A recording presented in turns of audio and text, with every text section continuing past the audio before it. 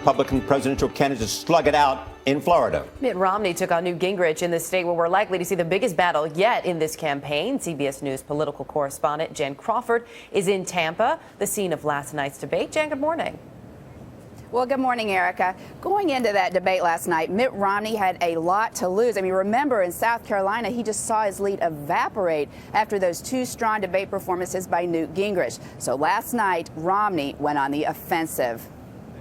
I learned something from that last contest in South Carolina, and that was I had incoming from all directions, was overwhelmed with a lot of the attacks, and I'm not going to sit back and get attacked day in and day out without returning fire. Romney immediately went after Gingrich, saying he couldn't win. I don't think we can possibly retake the White House if the person who's leading our party is the person who was working for the chief lobbyist of Freddie Mac. He was arguing that Gingrich was just another Washington insider who lobbied on behalf of a mortgage giant that helped trigger the housing crisis. Gingrich took issue with that.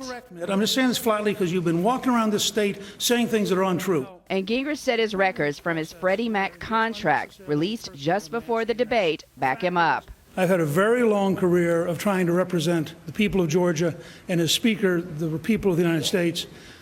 I think it's pretty clear to say that I have never, ever gone and done any lobbying. As for records, Romney also was pressed on his tax returns, which he's releasing today. Romney made more than $40 million over the past 2 years, almost all of it from investments. He paid $6.2 million in federal taxes during that time, and he gave $7 million to charity, including at least $4 million to the Latter-day Saints Church. His tax rate, 13.9% in 2010.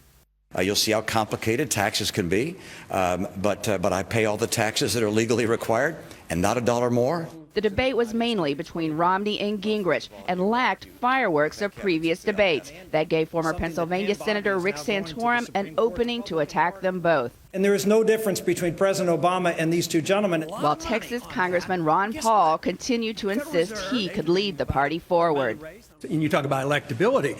Why don't we take on the first three states and take everybody 30 years and under? I'm doing pretty darn well. I'm winning that vote.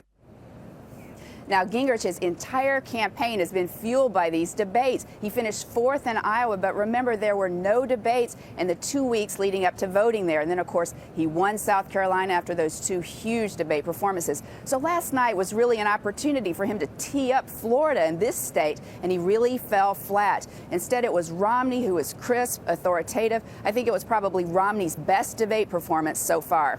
Speaking of Governor Romney, at long last, he is releasing his tax returns. He's been asked many times over the years to do that.